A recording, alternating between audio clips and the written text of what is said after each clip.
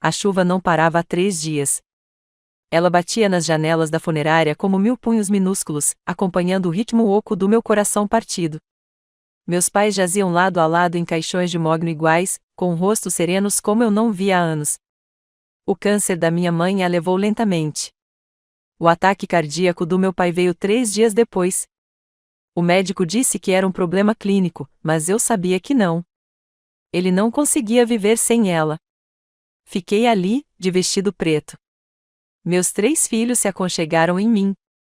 Kimberly, minha filha de 16 anos, tentando ser forte, mas com o rímel escorrendo pelas bochechas.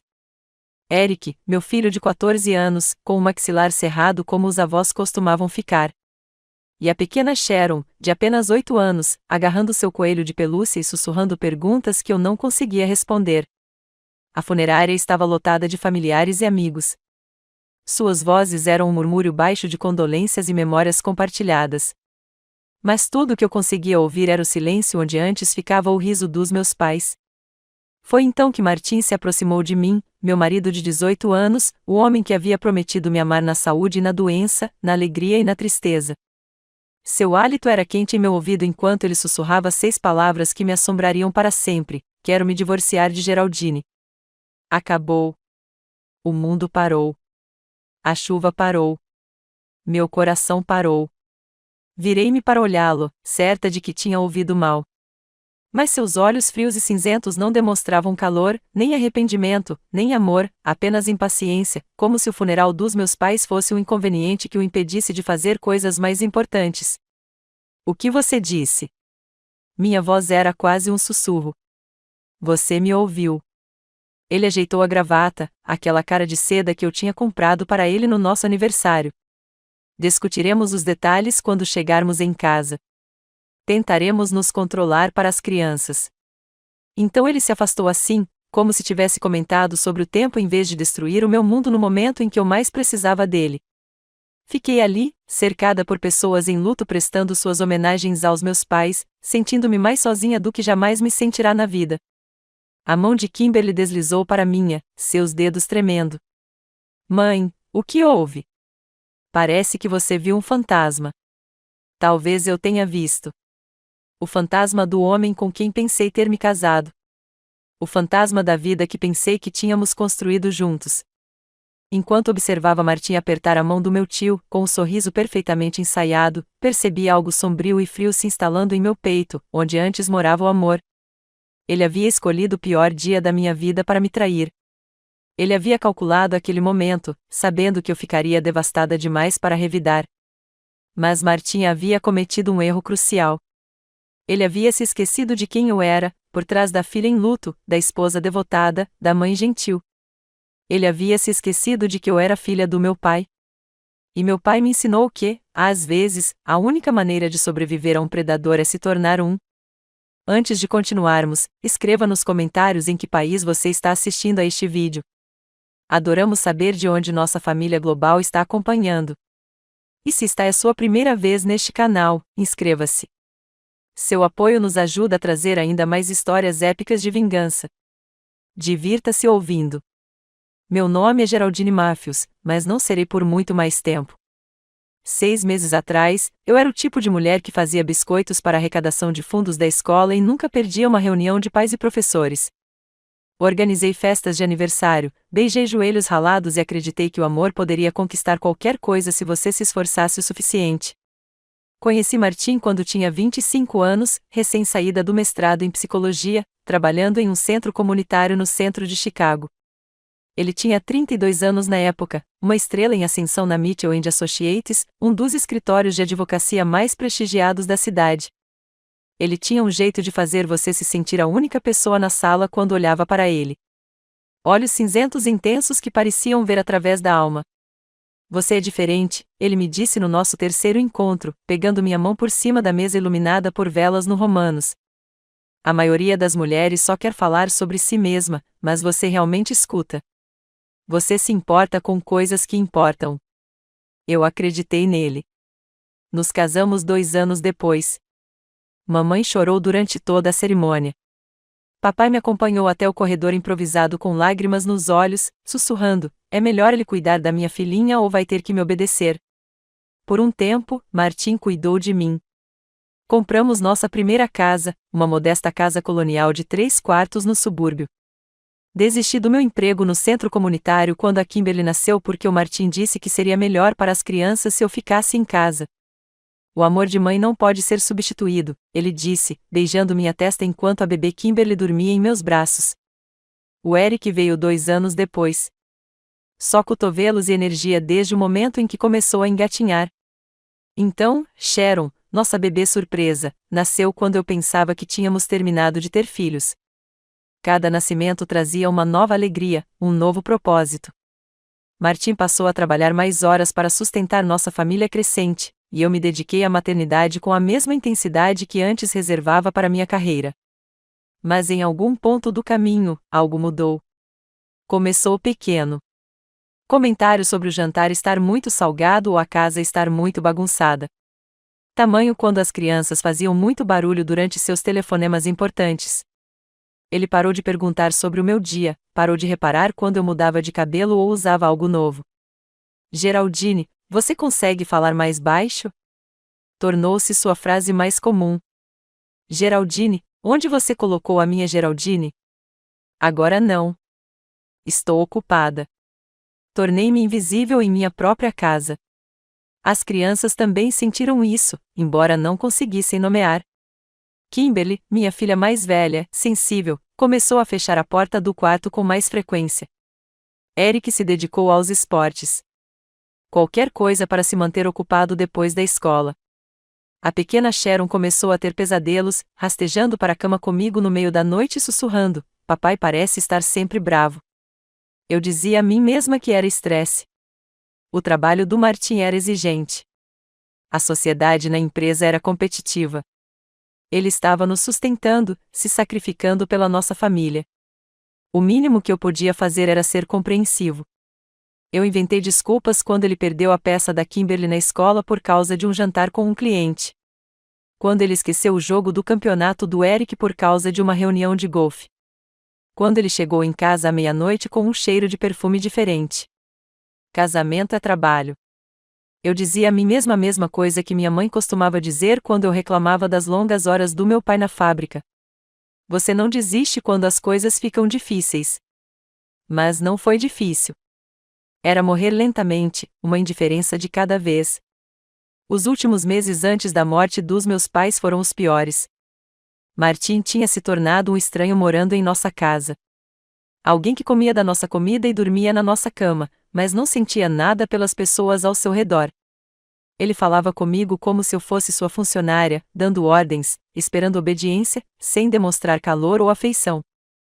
Quando a mãe adoeceu, ele mal reconheceu. Quando ela foi para um hospício, ele nem se deu ao trabalho de visitá-la. Eu não sou boa com essas coisas, Geraldine. Você cuida disso. Então, eu cuidei disso sozinha. Segurei a mão da minha mãe durante a quimioterapia.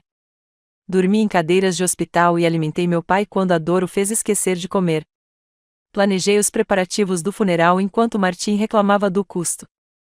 E, apesar de tudo, eu ainda acreditava que conseguiríamos resolver isso. Eu ainda acreditava que em algum lugar dentro daquele estranho frio estava o homem que costumava me trazer café na cama nas manhãs de domingo, que costumava dançar comigo na cozinha enquanto o jantar cozinhava. Eu era tão tola. Na noite anterior ao funeral, encontrei Martim em seu laptop no nosso quarto, digitando e-mails em vez de me ajudar a me preparar para o pior dia da minha vida. Querida, sentei-me na beira da cama, com a voz baixa e esperançosa. Amanhã vai ser muito difícil para mim. Será que você poderia deixar o trabalho de lado e simplesmente ficar aí? Ele nem levantou os olhos da tela. Gerald e eu temos prazos. O mundo não para porque seus pais morreram. Seus pais, não a nossa perda, nem os meus sogros. Seus pais pareciam estranhos para ele, em vez de pessoas que o acolheram em sua família, que cuidaram dos filhos dele e o convidaram para todos os jantares de feriados por 18 anos. Foi aí que eu deveria ter percebido. Foi então que eu deveria ter previsto o que estava por vir. Mas eu estava me afogando em tristeza, ofegante. E eu ainda acreditava que o homem com quem me casei estava em algum lugar dentro daquela concha, sentado ao meu lado. Eu ainda acreditava que o amor poderia sobreviver a qualquer coisa. Eu estava errado sobre tantas coisas, mas estava certo sobre uma: o amor sobrevive. Ela sobrevive transformando-se em algo completamente diferente, algo muito mais perigoso. Na manhã do funeral, acordei antes do amanhecer com o som de Martim no chuveiro. Através da porta do banheiro, eu podia ouvi-lo cantarolando de verdade, enquanto sua esposa estava deitada na cama, temendo o dia que viria. Arrastei-me até a cozinha e preparei o café da manhã para as crianças.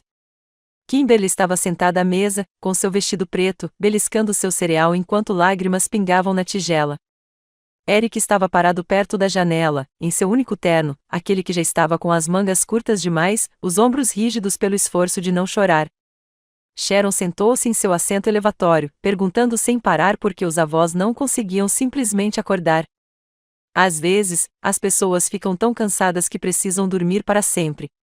Contei a ela a mesma mentira que vinha repetindo há dias. Como explicar a morte a uma criança de 8 anos?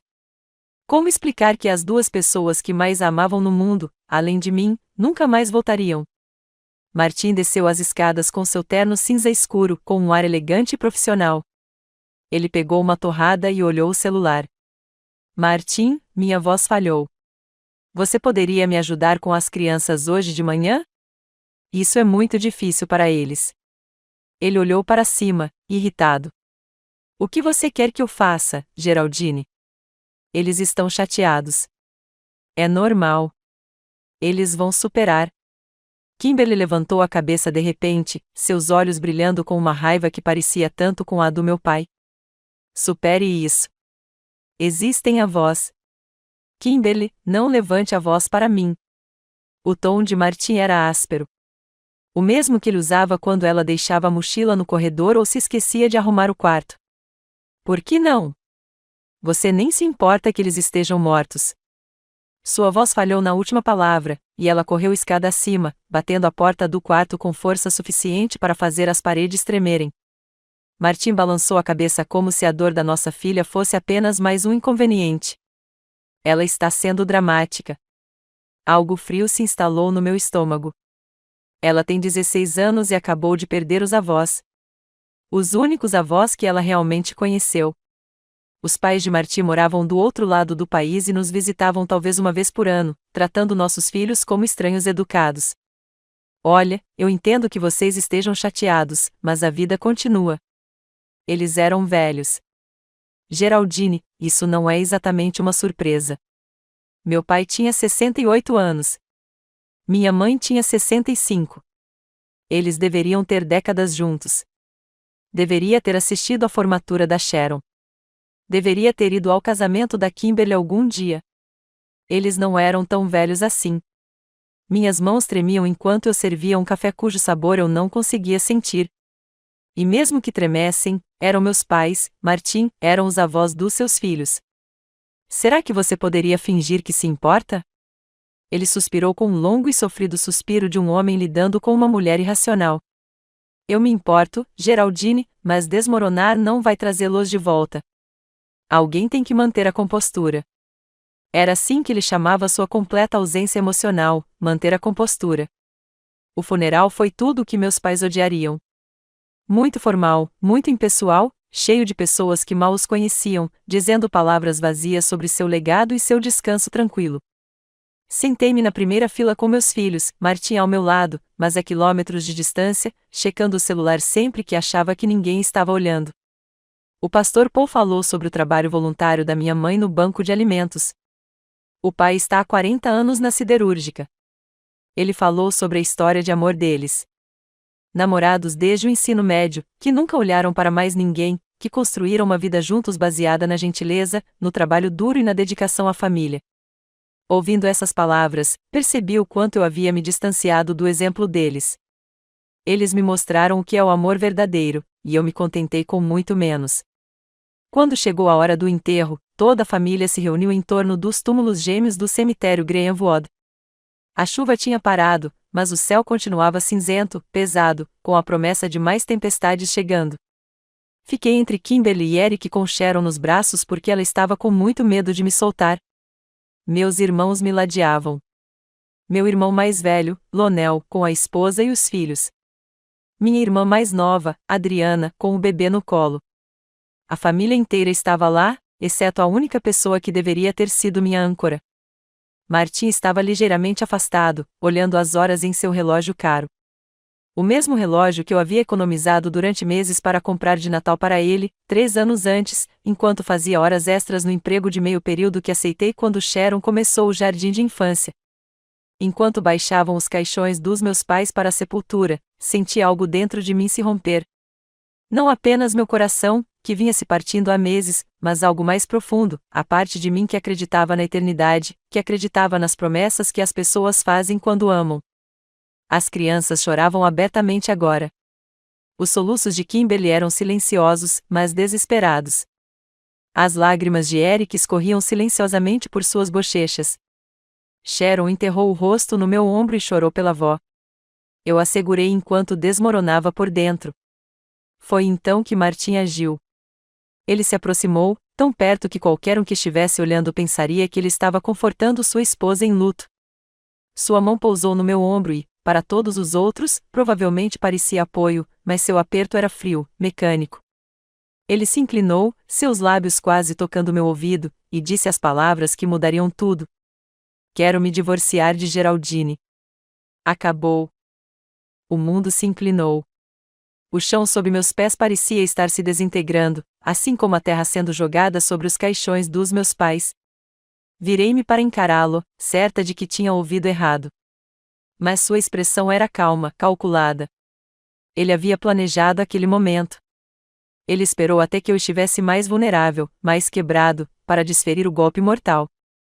O quê? A palavra saiu quase como um sussurro. Você me ouviu. A voz dele era monótona, sem emoção. Vamos discutir os detalhes em casa. Tentaremos nos controlar pelas crianças. Então ele deu um passo para trás, sua mão se afastando do meu ombro, me deixando fria e trêmula. Olhei ao redor, desesperada, me perguntando se mais alguém tinha ouvido, mas a família estava concentrada no enterro, em suas últimas despedidas. Ninguém percebeu que meu marido tinha acabado de destruir o que restava do meu mundo. As mãos da Kimberly deslizaram para as minhas, seus dedos gelados. Mãe, o que houve? Você parece que vai desmaiar. Obriguei-me a respirar. Inspirar e expirar. Inspirar e expirar. Como minha mãe me ensinou durante meus ataques de pânico na infância. Estou bem, querida. Só dizer adeus já é difícil. Mas eu não estava mais me despedindo dos meus pais. Eu estava me despedindo da mulher que eu costumava ser. A mulher que acreditava no amor, no perdão e em segundas chances. Aquela mulher morreu no cemitério de Greenwood, enterrada ao lado dos meus pais no chão frio e escuro. O que surgiu em seu lugar foi algo completamente diferente. A viagem de volta do cemitério foi silenciosa, exceto pelos fungados ocasionais de Sharon.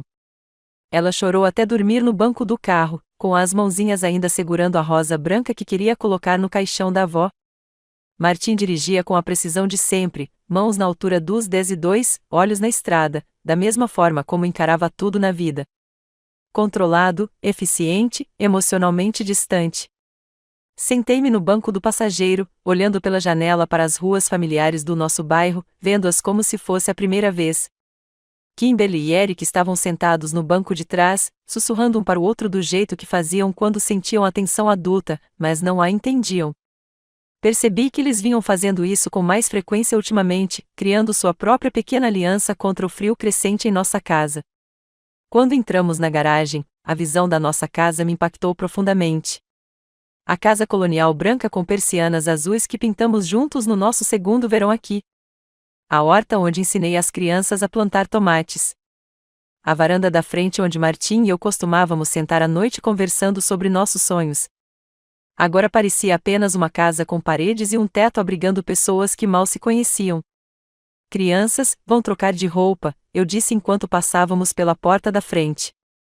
Tem sobras da caçarola de ontem, se você estiver com fome. Elas desapareceram lá em cima e, de repente, eu estava sozinha com meu marido pela primeira vez desde o sussurro devastador dele no cemitério. Martim afrouxou a gravata e foi direto para o escritório em casa. Claro, Mesmo hoje o trabalho viria em primeiro lugar. Martim, minha voz o fez parar no pé da escada. Precisamos conversar. Ele se virou e, por um instante, vi algo passar pelo seu rosto. Culpa. Arrependimento. Mas passou tão rápido. Agora não, Geraldine. Tenho briefings para revisar. Briefings? A palavra saiu áspera e amarga.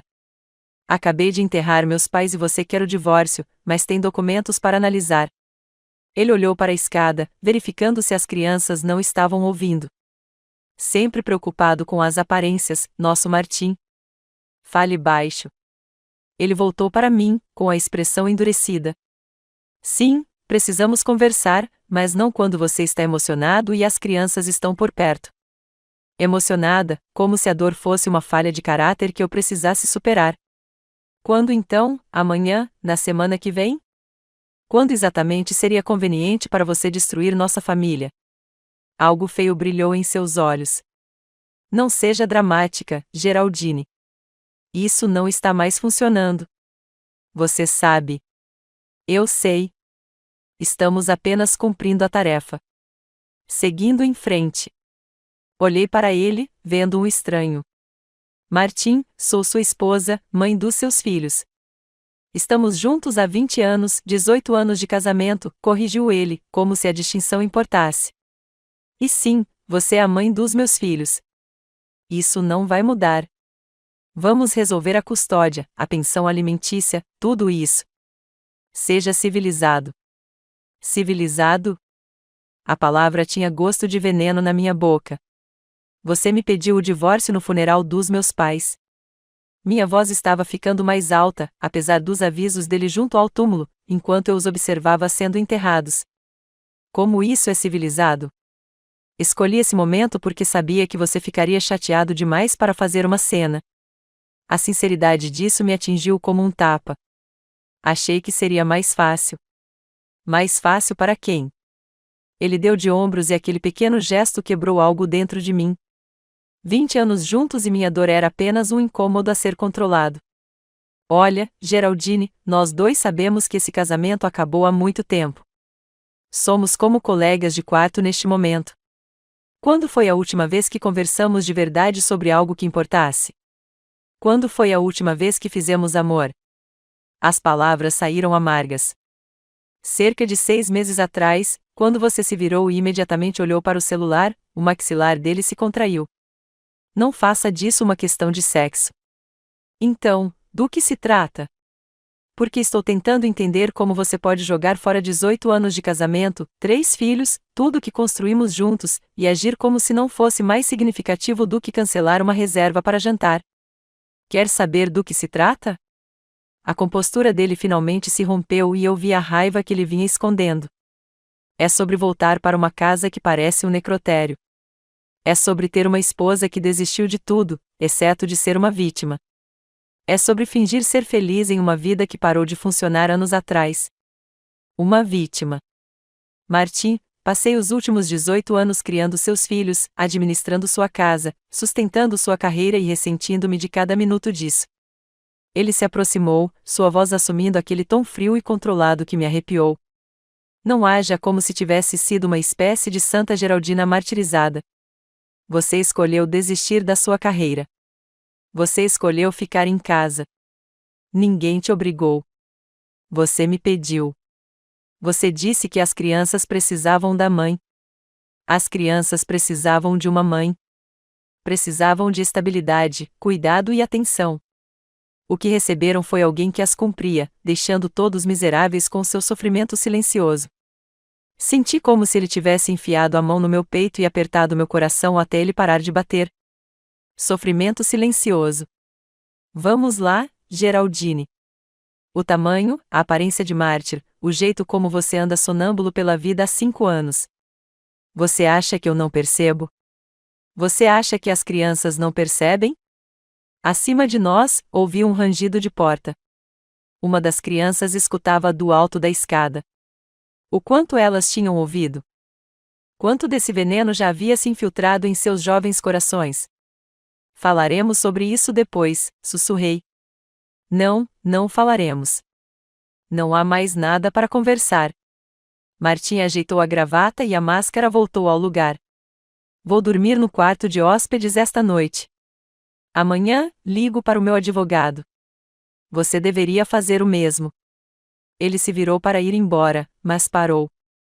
E Geraldine, pelo bem das crianças, tente não tornar isso mais difícil do que o necessário. Eles não precisam ver a mãe desmoronar. Então ele foi embora, me deixando parada no corredor da casa que compramos juntos. A casa onde criamos nossos filhos. A casa que agora parecia um mocelum para tudo que eu pensava ser real. Fiquei ali por um longo momento, ouvindo os sons da minha família. A porta do escritório de Martim fechando com um clique decisivo. A música de Kimberly tocando suavemente em seu quarto. Eric quicando uma bola de basquete contra a parede do quarto. Sharon conversando com seus bichinhos de pelúcia com aquela voz doce e inocente que ainda acreditava em finais felizes. Eles ainda não sabiam. Não sabiam que seu pai tinha acabado de explodir o mundo deles. Eles não sabiam que tudo com que contavam, sua casa, sua família, sua segurança, estava prestes a desaparecer. Mas logo saberiam. Fui até a janela da cozinha e olhei para o quintal onde eles brincavam quando crianças, onde fazíamos festas de aniversário, churrascos e tardes preguiçosas de domingo que pareciam durar para sempre. Martim estava certo sobre uma coisa. Eu vinha caminhando sonâmbulo pela vida há anos. Eu estava tão focado em manter todos felizes, em manter nossa família unida por pura força de vontade, que tinha me esquecido de quem eu era por baixo de tudo. Mas eu estava acordado agora, completamente acordado e enxergando com clareza pela primeira vez em anos. Naquela noite, deitei-me em nossa cama king size. Minha cama agora, eu supunha, olhando para o teto e ouvindo a presença de Martim no quarto de hóspedes no final do corredor. A casa já parecia diferente, carregada de segredos e promessas quebradas. Devo ter cochilado antes do amanhecer, porque acordei com o choro de Sharon. Mamãe? Sua voz estava rouca de lágrimas e terror. Mamãe, eu tive um pesadelo. Saí da cama cambaleando e fui pelo corredor até o quarto dela, com o coração disparado. Sharon estava sentada na cama, cercada por seu exército de bichos de pelúcia, com lágrimas escorrendo pelo rosto. Ah, querida! Eu a abracei, sentindo como ela era pequena e frágil. Aos 8 anos, ela ainda acreditava que o mundo era seguro, que mamães e papais ficavam juntos para sempre. O que aconteceu? Com o que você sonhou? Você e o papai estavam brigando. Ela soluçou no meu ombro, e então o papai foi embora como a vovó e o vovô, mas ele não ficou doente primeiro. Ele simplesmente desapareceu. Meu sangue gelou. O quanto ela tinha ouvido ontem. O quanto da nossa discussão tinha vazado pelas velhas paredes da nossa casa. O papai do bebê não vai a lugar nenhum. Eu menti, me odiando por isso. Ele está logo ali no corredor, no quarto de hóspedes. Por que ele não está no seu quarto? A pergunta dela era tão inocente, tão confiante. Vocês brigaram? Fechei os olhos, tentando encontrar palavras que não destruíssem o mundo dela. Ainda não. Ela tinha acabado de perder os avós. Ela também não podia perder a sensação de segurança. Não de uma vez só. Às vezes, os adultos precisam de espaço para pensar sobre as coisas, eu disse com cuidado. Não significa que não te amamos. Mas vocês ainda se amam, certo? Ela se afastou para me olhar com aqueles grandes olhos castanhos que eram tão parecidos com os da minha mãe. Como se a vovó e o vovô se amassem. A mentira ficou presa na minha garganta como uma pedra. Nós dois chamamos muito, Sharon. Isso nunca vai mudar. Não era uma resposta, e ela era inteligente o suficiente para saber disso. Seu lábio inferior tremeu, e novas lágrimas escorreram por suas bochechas. Eu quero a vovó, ela sussurrou. Eu sei, querida. Eu também a quero. Segurei Sharon até ela adormecer novamente e voltei sorrateiramente para o meu quarto enquanto o sol nascia. Mas antes que eu pudesse fechar a porta, ouvi outro som. Kimberly falando baixinho ao telefone. Não, eu não sei o que está acontecendo, ela dizia. Mas tem algo muito errado. Papai dormiu no quarto de hóspedes, e mamãe parece que vai vomitar toda vez que olha para ele. Parei do lado de fora da porta dela, me odiando por ter escutado, mas precisando saber o quanto de dano já tinha sido feito. Acho que eles vão se divorciar, continuou Kimberly, com a voz embargada. Meu Deus, Adriana, e se eles se divorciarem? O que acontece conosco? O que acontece com Sharon? Levei a mão à boca para abafar o soluço que queria escapar. Kimberly, minha filha mais velha, responsável e sensível, já carregava o peso dos medos da vida adulta em seus ombros de 16 anos. Não posso deixar Sharon sozinha com isso. Ela estava dizendo que já estava tão abalada com a vovó e o vovô. A mãe e o pai se separaram agora. Acho que ela não vai sobreviver. A dor na voz dela era insuportável. Este deveria ser o ano em que Kimberly começou a pensar na faculdade, no futuro, em todas as possibilidades que a aguardavam.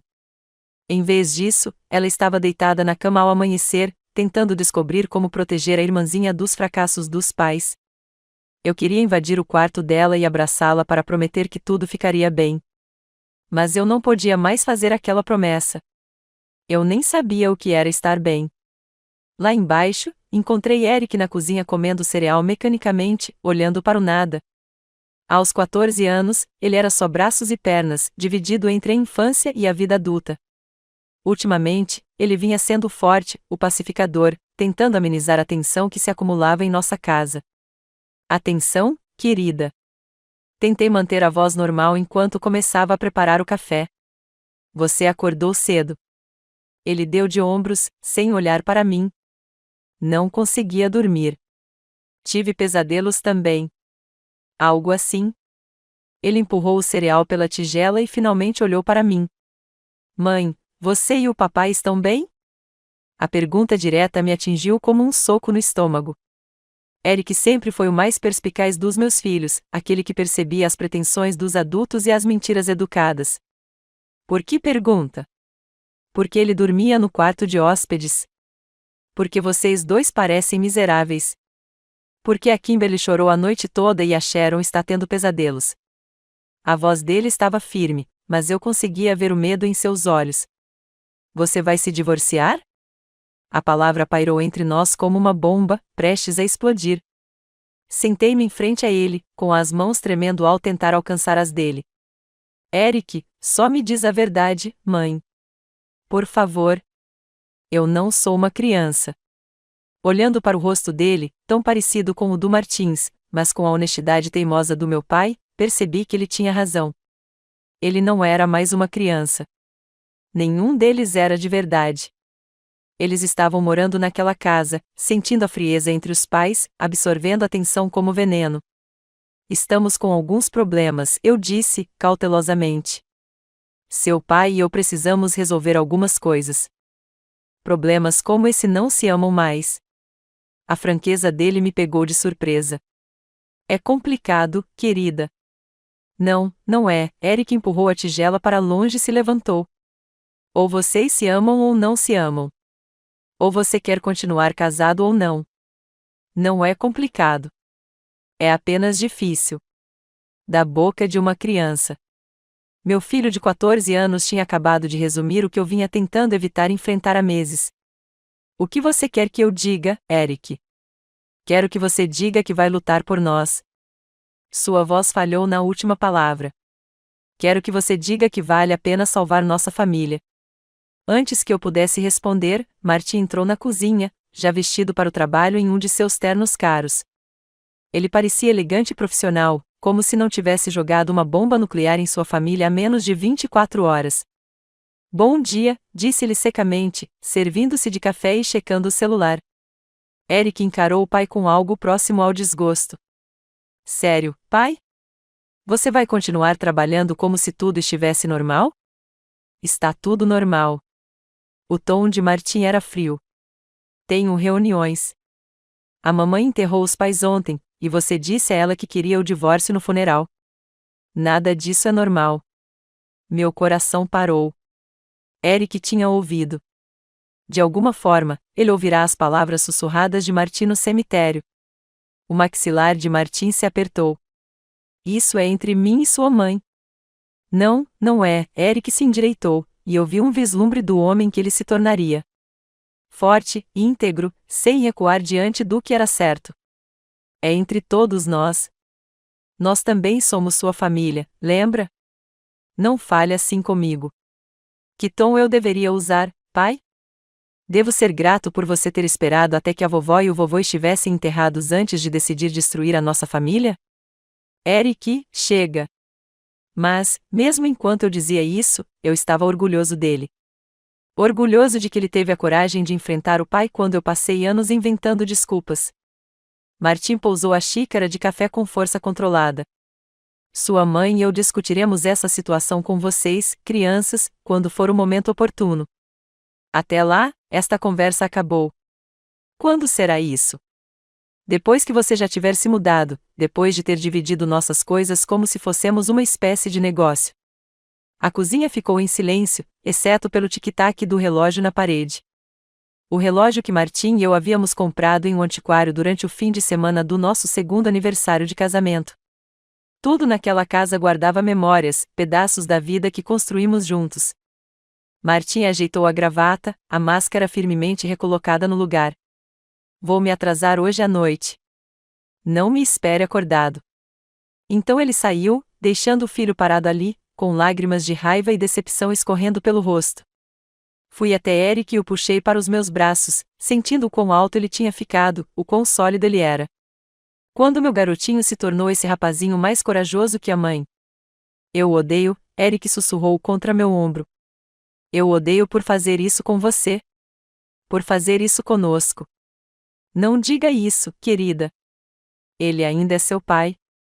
Não. Eric se afastou, com os olhos brilhando. Um pai protege a família. Um pai não os abandona quando as coisas ficam difíceis. Lá de cima, ouvi a voz de Sharon me chamando e a porta de Kimberly se abrindo. Em breve, todos estariam aqui embaixo, me procurando em busca de respostas que eu não tinha, de garantias que eu não podia dar. Mas, ao olhar para o rosto de Eric, magoado, irritado e determinado, percebi uma coisa: meus filhos não eram apenas vítimas naquela situação. Eles eram testemunhas.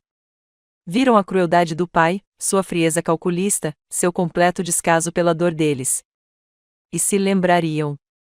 Quando Martim tentou reescrever a história mais tarde, quando se retratou como o homem sensato que simplesmente se distanciou da esposa, meus filhos se lembrariam da verdade.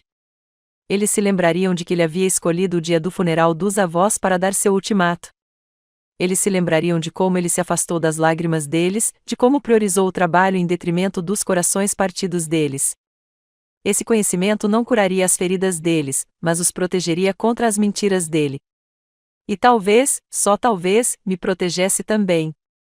3 dias depois do funeral, eu estava revirando os pertences pessoais dos meus pais quando o encontrei. Um envelope pardo enfiado na caixa de receitas da minha mãe, endereçado a mim com sua caligrafia cuidadosa para Geraldine quando você precisar se lembrar de quem você é. Dentro havia uma carta datada de apenas 2 semanas antes de sua morte e uma pequena chave que eu não reconheci.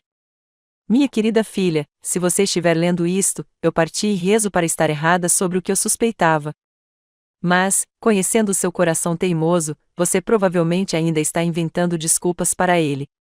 Ainda acreditando que o amor pode consertar o que nunca foi realmente completo. Geraldine, há coisas que você precisa saber. Coisas que eu deveria ter te contado anos atrás, mas continuei torcendo para estar enganado. A chave abre um cofre no First National Bank. Caixa postal 847. Marty não sabe. Abri em meu nome, usando apenas o dinheiro que seu pai e eu havíamos economizado para a faculdade dos seus filhos. Lá dentro, você encontrará evidências de coisas que o machucarão, mas que também o libertarão para enxergar com clareza. Seu marido não é o homem que você pensa que é. Ele nunca foi. Você é mais forte do que imagina, minha querida. Você é filha do seu pai e minha. Não deixe que lhe convença de que você não é nada sem ele. Você era tudo antes de conhecê-lo e continuará sendo tudo muito tempo depois. Ele é só uma lembrança ruim. Eu te amo. Lute por você. Lute pelos seus filhos. Mas, acima de tudo, lute porque você merece mais do que as migalhas que ele está te jogando. Oh, meu amor, mãe. Minhas mãos tremiam ao ler a carta uma segunda vez, e não uma terceira. Que provas? O que minha mãe havia descoberto para se sentir obrigada a esconder daquele jeito? Olhei ao redor da casa vazia onde eu havia crescido, onde meus pais se amaram por 47 anos, onde me mostraram o que é uma verdadeira parceria. O silêncio parecia carregado de segredos. O banco ficava a 15 minutos de carro da casa dos meus pais. Fiquei sentado no estacionamento por 10 minutos, com a chave queimando na palma da minha mão, apavorado com o que poderia encontrar dentro daquela caixa.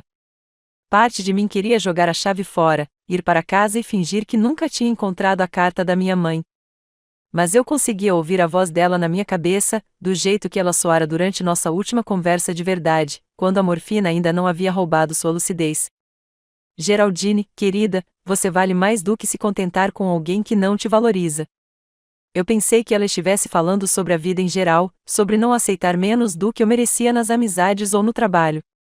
Eu não fazia ideia de que ela estava falando sobre o meu casamento. Dentro do banco, o cofre era maior do que eu esperava. Quando o atendente me deixou sozinho com ele, levantei a tampa com as mãos trêmulas. A primeira coisa que vi foi uma pasta de papel pardo cheia de fotografias. Meu estômago revirou quando abri.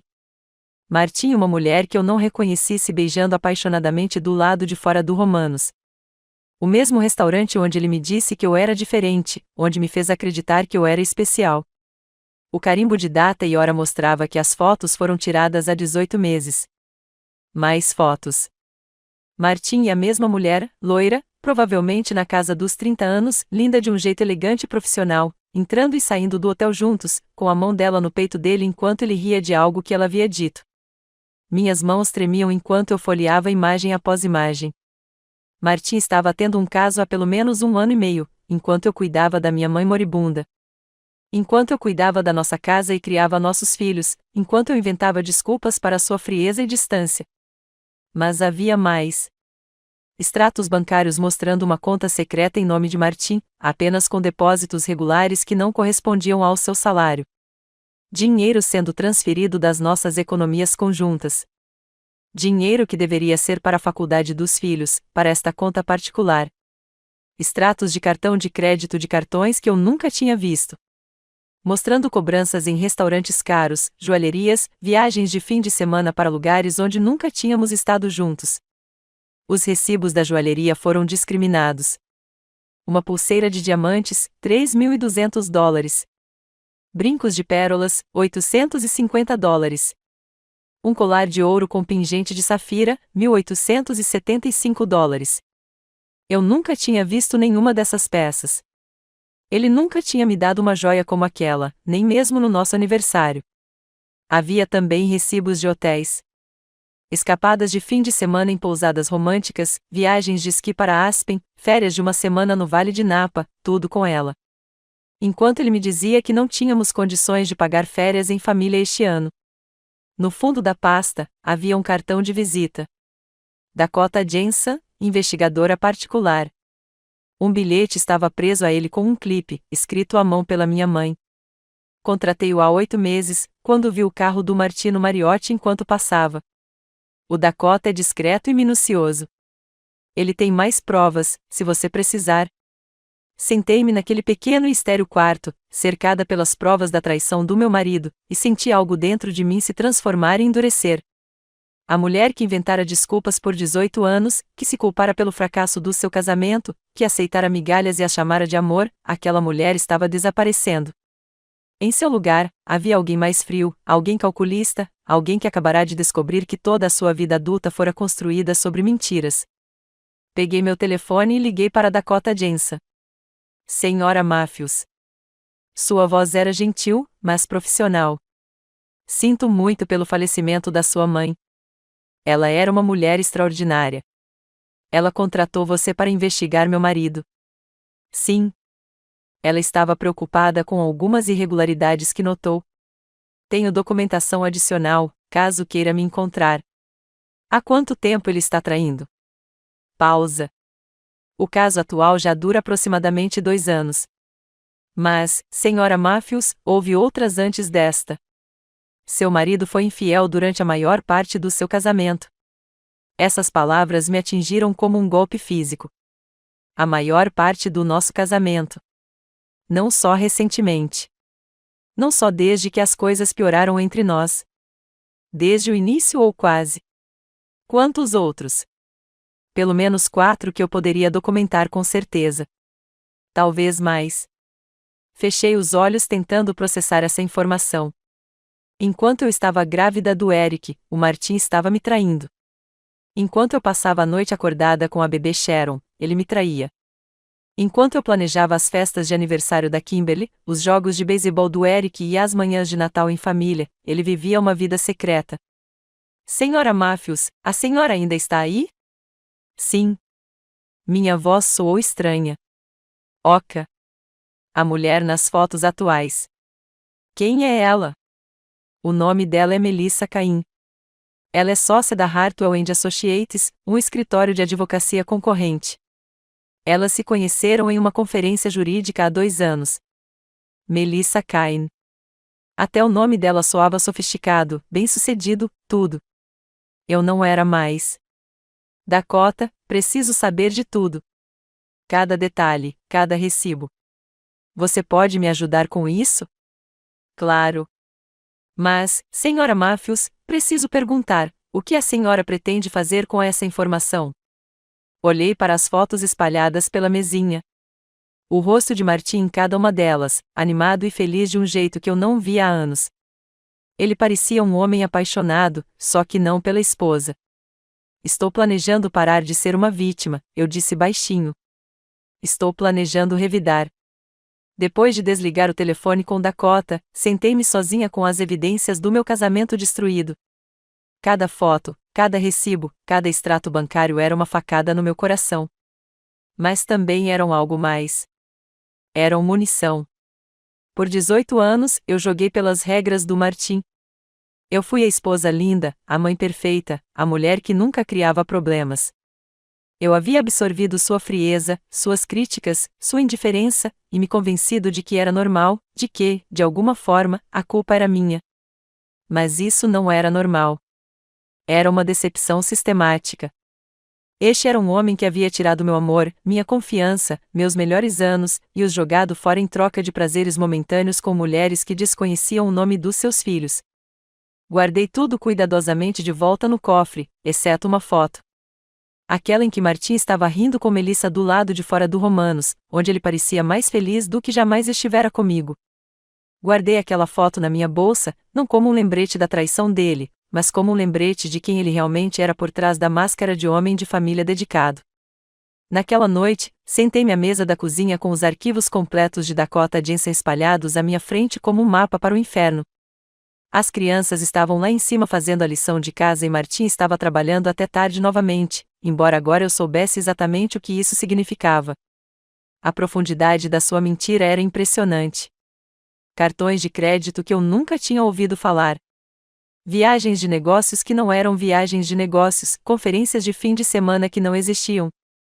Durante anos, ele viveu uma vida dupla tão elaborada que devia ter exigido uma energia enorme para sustentar todas as mentiras. Mas foram as informações financeiras que realmente me chocaram. Martin vinha esvaziando nossas contas sistematicamente há anos. Os fundos para a faculdade que estávamos juntando para os filhos foram transferidos para suas contas particulares. O fundo de emergência que meu pai insistia que mantivéssemos esvaziado. Até mesmo o dinheiro do seguro de vida das apólices dos meus pais, que havia sido depositado poucos dias antes. Ele já tinha transferido metade. Ele vinha planejando o divórcio há muito tempo, se posicionando financeiramente enquanto me mantinha no escuro sobre a nossa verdadeira situação financeira. Quando me disse que não tínhamos condições de pagar férias em família ou acampamento de arte de verão da Kimberly, ele estava gastando o dobro disso em viagens de fim de semana com as amantes. O telefone tocou, despertando-me dos meus pensamentos sombrios. O nome de Martin apareceu na tela. Oi, respondi com a voz cuidadosamente neutra. Geraldine, vou chegar bem tarde esta noite. O caso Russell está esquentando e precisamos nos preparar para os depoimentos amanhã. Mais uma mentira dita com naturalidade. De acordo com as anotações de vigilância de Dakota, o caso Russell havia sido resolvido há 3 semanas. Naquela noite, Martin estava jantando com Melissa Cain em uma churrascaria cara no centro da cidade. É claro que eu perguntei, Você vai chegar em casa? Provavelmente só depois da meia-noite. Não espere acordada. Não vou esperar. Depois que ele desligou, fiquei olhando para o telefone por um longo momento. Quantas vezes ele havia ligado com desculpas semelhantes ao longo dos anos? Quantas vezes eu havia aceitado suas mentiras sem questionar, mesmo quando algo parecia errado? Eu era o alvo perfeito. Confiante, leal, focado demais em manter a paz para fazer perguntas desconfortáveis. Mas eu estava farto de ser perfeito, farto de ser conveniente. Peguei meu telefone novamente e liguei para Dakota Johnson. Preciso que você os acompanhe hoje à noite, disse sem rodeios. Martim e Melissa Caim, quero fotos, recibos, tudo.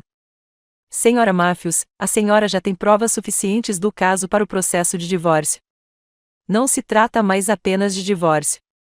Olhei para os extratos bancários que mostravam como ele havia roubado o futuro dos nossos filhos. Quero que ele pague pelo que fez.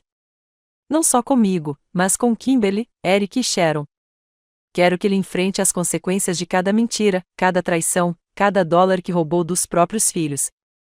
O que exatamente você está pensando? Estou pensando que um homem que vive uma vida dupla há anos deve ter cometido alguns erros, deixado alguns rastros, feito alguns inimigos. Parei de pensar em uma ideia. Dakota, em toda a sua investigação, você encontrou mais alguma coisa? Algo além dos casos extraconjugais e da fraude financeira? Uma longa pausa. Pode haver algumas irregularidades na forma como ele tem lidado com as contas dos clientes em seu escritório. Nada que eu possa provar definitivamente. Mas seu marido tem se aproveitado do trabalho feito por associados juniores, cobrando dos clientes por horas que ele não trabalhou enquanto estava com suas amantes.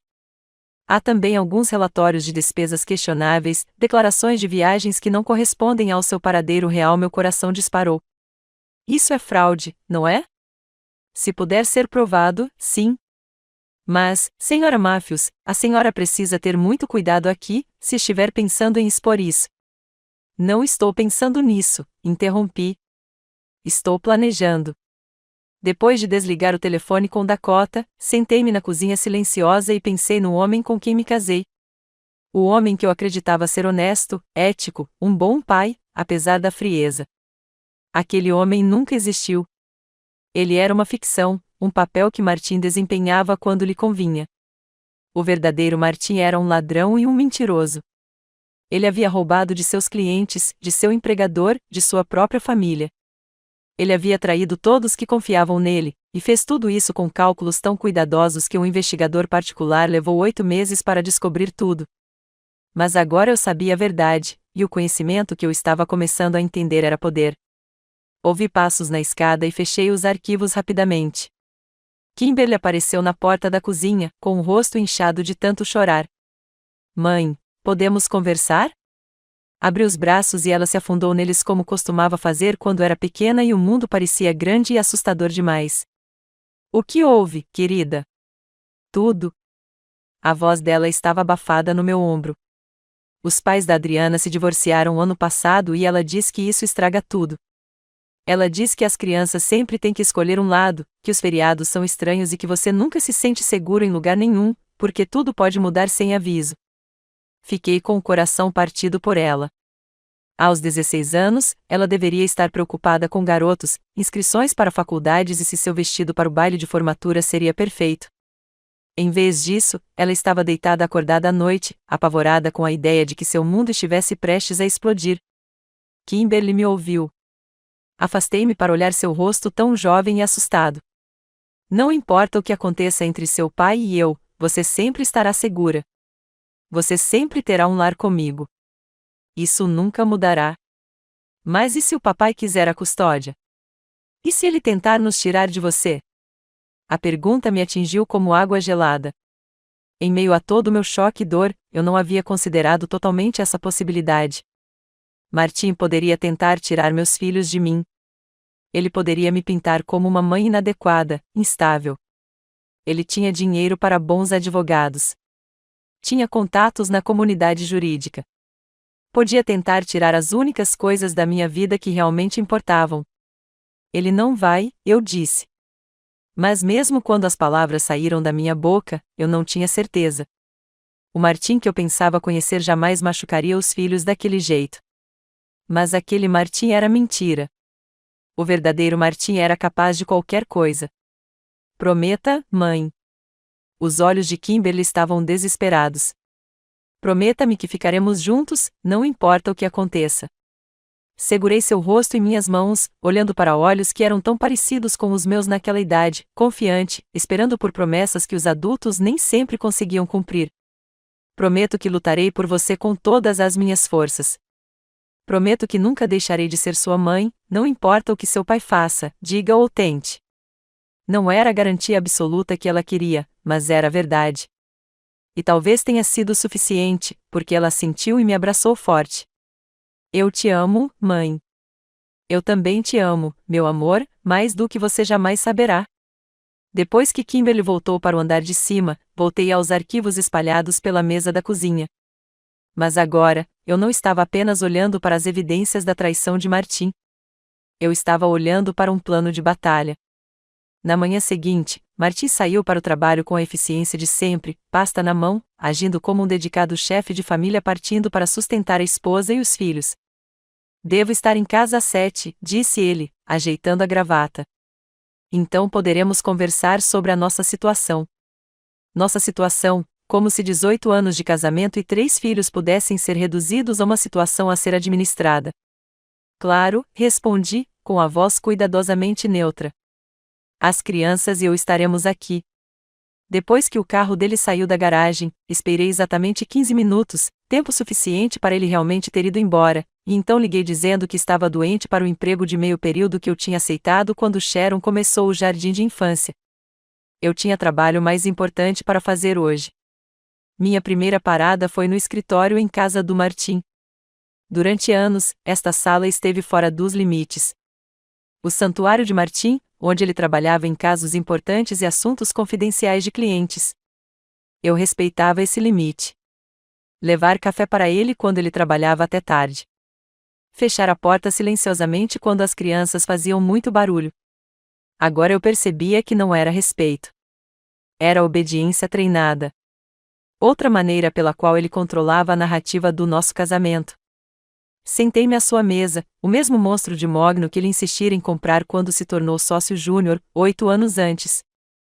Para manter as aparências, ele disse, os clientes precisam ver o sucesso. O computador era protegido por senha, mas eu conhecia Martim bem o suficiente para adivinhar. Ele era metódico e prático.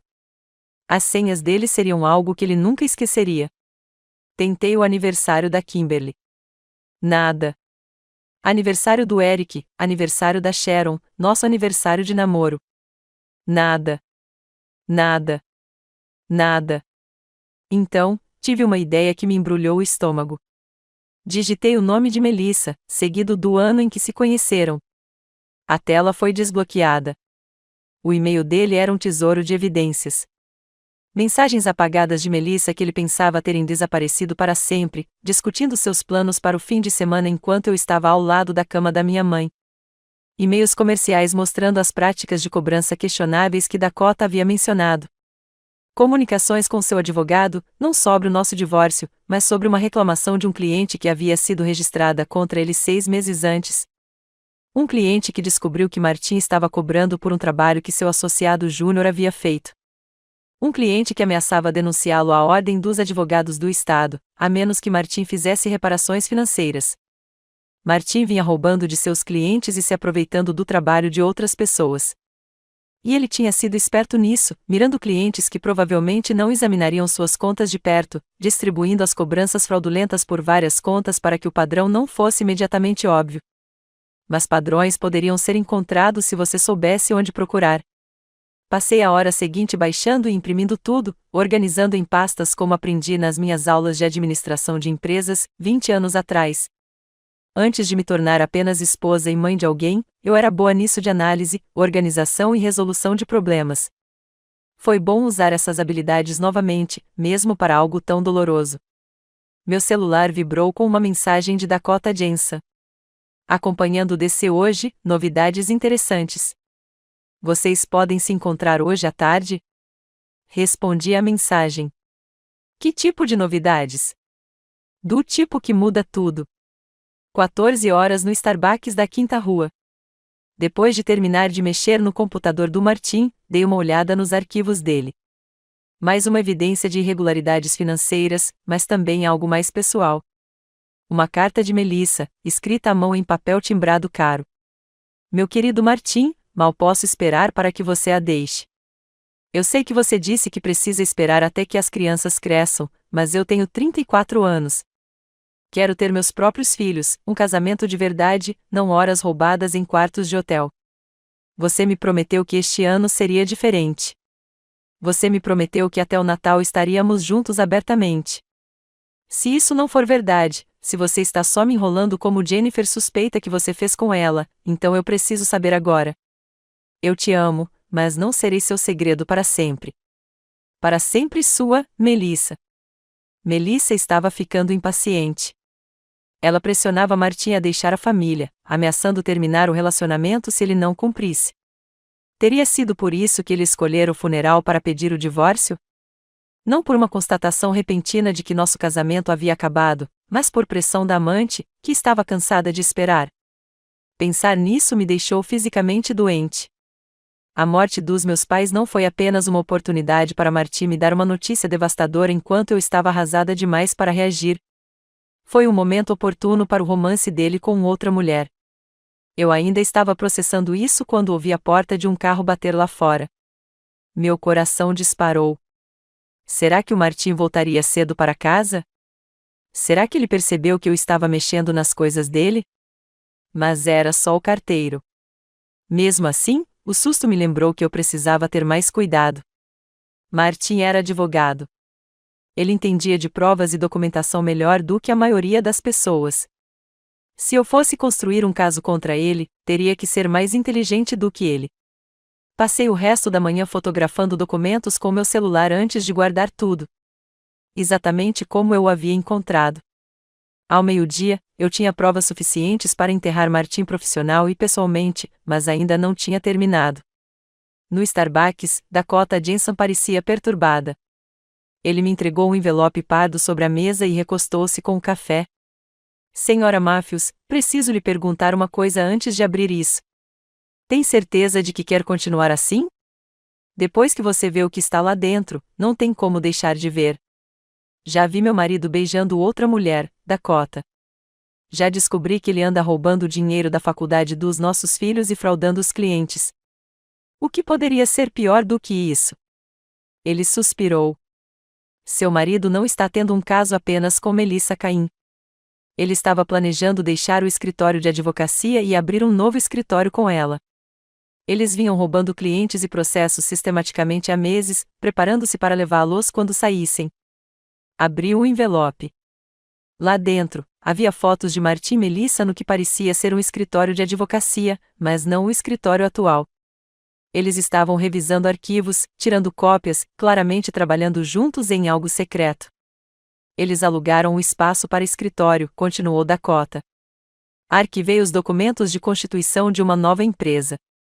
Eles planejam anunciar a saída logo após a finalização do seu divórcio, levando consigo cerca de 30% da base de clientes da Mitchell & Associates. As peças se encaixaram. É por isso que ele quer o divórcio agora. Não porque Melissa o esteja pressionando, mas porque eles estão abrindo o negócio juntos. Ele precisa ter liberdade para ser sócio dela publicamente. Acredito que sim. Sim. Mas, Senhora Matthews, tem mais. Dakota apresentou outro conjunto de documentos.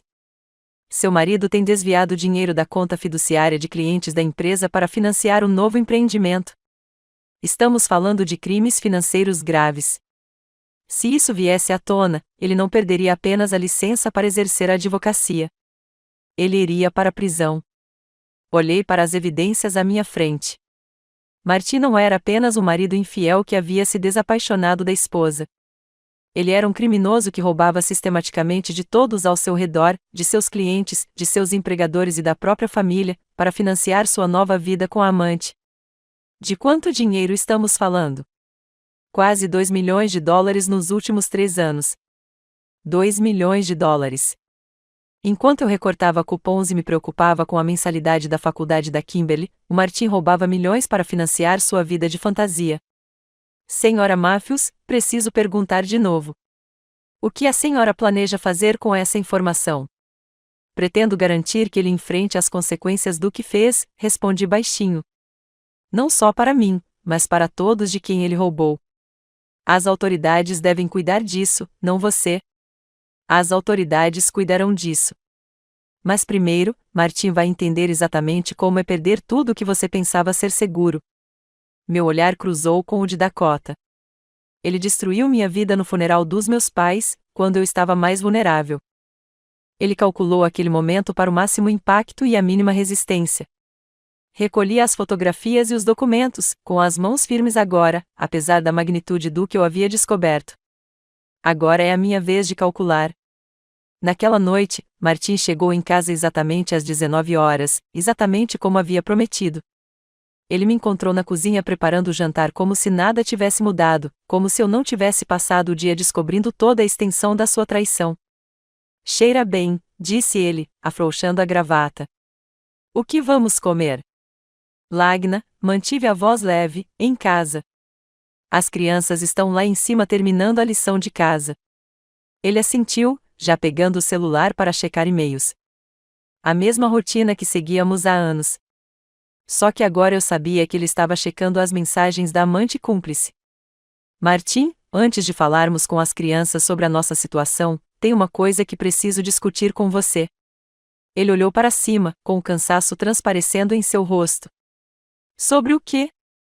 Peguei a fotografia que eu tinha guardado no cofre, aquela dele e Melissa rindo do lado de fora do Romanos. Coloquei-a no balcão da cozinha, entre nós dois, com a face para cima. Martin ficou completamente imóvel. Por um momento, a máscara caiu e vi um choque genuíno em seu rosto.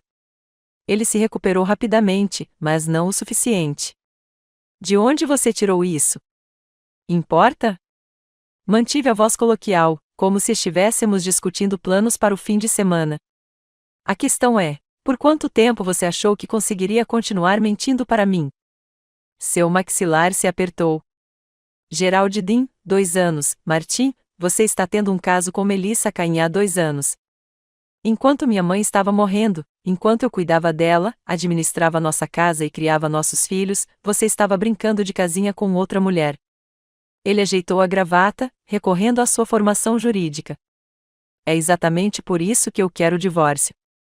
Você está me seguindo, violando minha privacidade. Sua privacidade? A palavra saiu áspera e amarga. Você é casado comigo, Martin.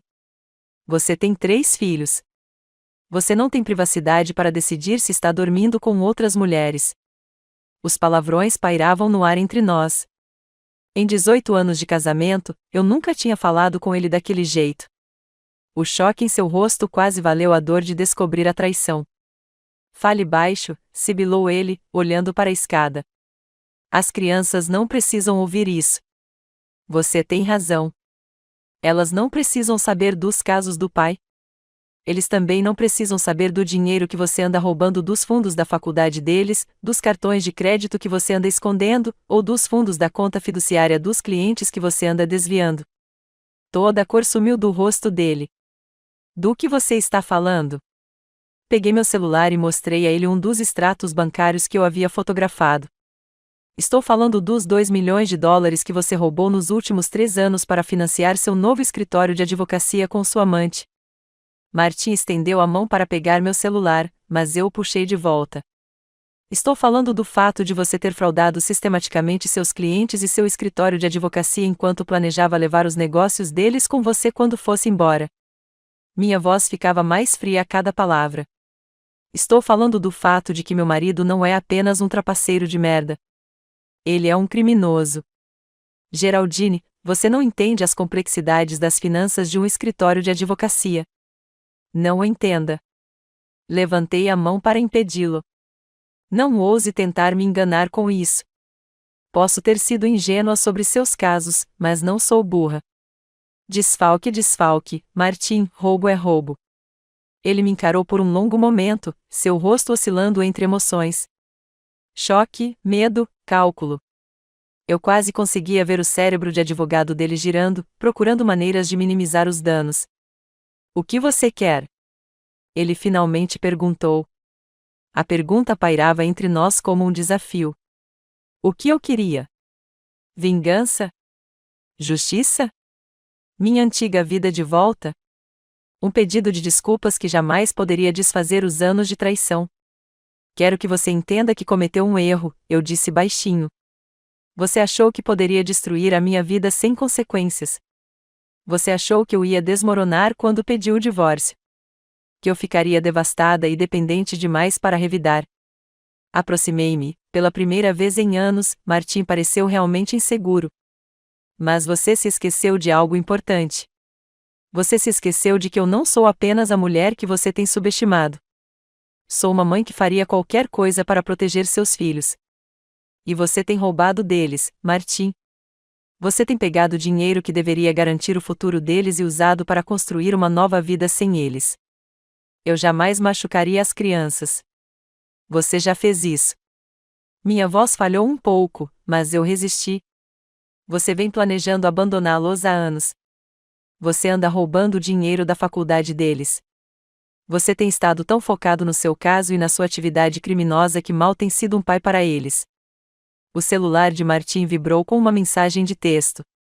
Sem pensar, ele olhou para o aparelho e eu vi o nome da Melissa na tela. Ela está se perguntando por que você está atrasado para o seu jantar? Perguntei. O rosto dele ficou pálido. Como você pôde?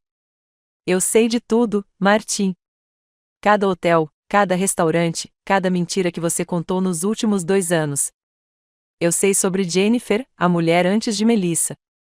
Eu sei sobre as viagens de fim de semana para Napa que você pagou com dinheiro roubado enquanto me dizia que não tínhamos condições de pagar férias em família. Cheguei mais perto, o suficiente para ver o medo nos olhos dele. Sei que você não está apenas tendo um caso. Está planejando se casar com ela. Eu sei sobre o novo escritório de advocacia, sobre os clientes que você planeja roubar, sobre todos os crimes que você cometeu para financiar seu futuro fantasioso. O que você vai fazer? Sua voz era quase um sussurro. Sorri e algo naquela expressão deve tê-lo arrepiado, porque ele deu um passo para trás. Vou te dar exatamente o que você me deu no funeral dos meus pais. Eu disse suavemente. Vou esperar o momento perfeito, quando você estiver mais vulnerável, e então destruirei tudo o que você acha seguro. Antes que ele pudesse responder, ouvi passos na escada. Sharon apareceu na porta da cozinha, esfregando os olhos. Mamãe, por que você e o papai estão falando tão alto? Instantaneamente, me transformei de volta na mãe gentil que ela conhecia. Empurrando toda a raiva e dor para o fundo, onde ela não conseguia ver. Estávamos discutindo coisas de gente grande. Querida, você está com fome? O jantar está quase pronto. Martim observou essa transformação com algo como: talvez ele tenha esquecido que eu era capaz de controlar minhas emoções, de ser estratégico em vez de reativo. Ele estava prestes a se lembrar de muitas coisas que havia esquecido sobre mim. Durante o jantar, brincamos de família perfeita pela última vez. Martim perguntou sobre a lição de casa e o treino de futebol. Servi sua comida favorita e sorri com as histórias das crianças sobre o dia delas. Sharon conversou sobre seu projeto de arte. Kimberly reclamou da professora de inglês. Eric descreveu seu treino de basquete. Térmico, doméstico, tranquilo. Mas, por baixo da superfície, uma guerra havia começado, e Martim estava prestes a aprender que algumas batalhas não são vencidas com explosões barulhentas, mas com precisão silenciosa, paciente e devastadora. 2 semanas depois, Martim se mudou. Ele fez isso numa manhã de quinta-feira, enquanto as crianças estavam na escola. Eficiente e preciso como tudo mais em que tocou. A maioria das suas roupas, seus documentos importantes, os eletrônicos caros que ele havia comprado com dinheiro roubado. Tudo embalado em caixas e carregado em um caminhão de mudança, como se nosso casamento de 18 anos fosse apenas mais uma transação comercial a ser concluída. Observei da janela da cozinha enquanto ele supervisionava a mudança, orientando-os com a mesma autoridade calma que usará para planejar nossas férias em família. A diferença era que aquelas férias tinham sido reais, construídas com amor e esperança em nosso futuro juntos. Esta mudança foi construída com base em mentiras, roubos e na destruição sistemática de tudo em que eu acreditava. Sharon tinha chorado até dormir na noite anterior, depois que finalmente contamos às crianças que o papai moraria em outro lugar por um tempo. Kimberly se trancou no quarto e se recusou a falar com qualquer um de nós. Eric apenas assentiu, sério, como se esperasse por esse momento há meses. Onde o papai vai morar? Perguntou Sharon, com a voz baixa e confusa. Ele está alugando um apartamento mais perto do trabalho, respondi, o que era tecnicamente verdade. O loft luxuoso no centro da cidade para o qual ele havia assinado o contrato de aluguel ficava de fato mais perto do escritório. Também era mais perto do apartamento da Melissa, mas não mencionei essa parte. Ainda não. Martin terminou de arrumar suas coisas e entrou uma última vez, aparentemente para se despedir, mas na verdade para me lembrar do meu lugar em seu plano cuidadosamente orquestrado. Os papéis do divórcio serão protocolados na semana que vem, disse ele, em tom profissional. Conversei com Tom Hillan sobre me representar. Você deveria contratar seu próprio advogado. Tom Hillan, um dos advogados de divórcio mais agressivos da cidade, conhecido por deixar as esposas com o mínimo possível, ao mesmo tempo em que protege o patrimônio de suas clientes. Claro, é ele quem Martin escolheria. Já contratei um advogado, menti sem rodeios. Senhora Walsh. Martin arqueou as sobrancelhas. A senhora Walsh era a principal rival de Tom Hillan, igualmente implacável, mas com a reputação de proteger mulheres em divórcios de alto risco. Ela também era cara, mais do que podíamos pagar, ou mais do que Martin imaginava que podíamos pagar. Senhora Walsh, Geraldine, e somente sua empregada. Não se preocupe com o dinheiro, Martin. Eu cuido disso. Ele me encarou por um instante, claramente se perguntando onde eu poderia ter conseguido dinheiro para um advogado tão caro. Deixei que ele se perguntasse. Era um bom treino para todas as dúvidas que ele teria em breve. Ótimo, disse-lhe finalmente. Mas lembre-se, quero que isso seja civilizado pelo bem das crianças. Civilizado, sua palavra favorita, a que ele usava para disfarçar sua crueldade com sensatez. Claro, eu concordei. Tudo será muito civilizado. Depois que ele foi embora, sentei-me sozinha na casa que parecia vazia e, de alguma forma, maior sem a sua presença opressiva. Pela primeira vez em anos, pude respirar livremente na minha própria casa. Mas eu não estava comemorando. Eu estava planejando. Naquela tarde, almocei com a senhora Walsh. Na verdade, eu a havia contratado na semana anterior, depois da confissão de Martin sobre o divórcio, mas antes que ele percebesse, eu já havia descoberto a extensão dos seus crimes. A senhora Walsh era uma mulher alta, de cabelos grisalhos, na casa dos 50 anos, que construiu sua carreira destruindo homens que pensavam poder descartar suas esposas sem consequências. Senhora Walsh, disse ela, revisando os arquivos que eu havia compilado. Este é um trabalho impressionante.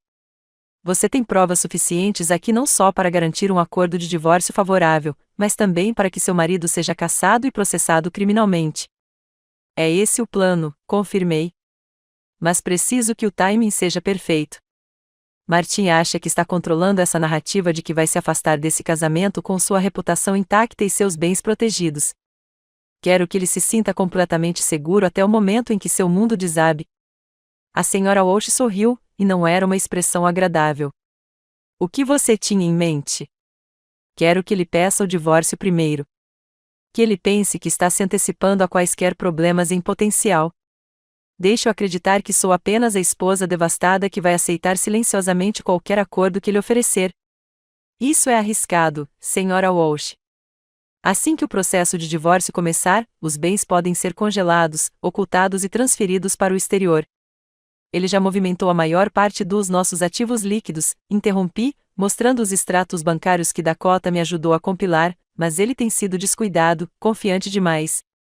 Ele deixou um rastro que será fácil para contadores forenses seguirem. A senhora Walsh revisou os documentos financeiros, sua expressão ficando cada vez mais impressionada com a página. Como você conseguiu tudo isso? Tenho andado ocupado. Não dei mais detalhes. Alguns detalhes deveriam ter sido mantidos em sigilo, até mesmo do meu próprio advogado. A questão é que Martin nos deu tudo o que precisamos para destruí-lo. Ele só não sabe disso ainda. Qual é o seu cronograma? Quero esperar até que ele esteja totalmente comprometido com seu novo empreendimento com Melissa Caim. Que eles anunciem seu novo escritório de advocacia. Que eles oficialmente retirem clientes da Mitchell & Associates. Que o Martin sinta que fez a transição com sucesso para sua nova vida. E aí, vamos soltar todas as bombas de uma vez. O caso, o desfalque, o roubo de clientes, tudo. Quero que a reputação profissional dele seja destruída no mesmo momento em que sua vida pessoal implodir. Quero que ele perca tudo simultaneamente, para que não possa usar uma área da vida para amortecer a queda de outra.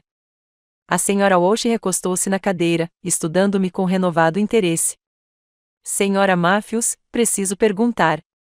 Tem certeza de que quer seguir esse caminho? O que você está descrevendo não é apenas um litígio de divórcio. É uma guerra total. Martin deu o primeiro tiro quando me pediu o divórcio no funeral dos meus pais, eu disse baixinho. Ele calculou aquele momento para causar o máximo impacto, sabendo que eu ficaria devastada demais para reagir com eficácia. Ele vem roubando o futuro dos próprios filhos para financiar seu caso. Planeja abandoná-los completamente por uma nova vida com a amante. Encontrei seus olhos, deixando-a ver o aço que havia sido forjado no fogo da traição de Martin. Então, sim, eu quero guerra total, porque foi isso que ele declarou contra mim e meus filhos no momento em que decidiu que éramos descartáveis. 3 meses se passaram.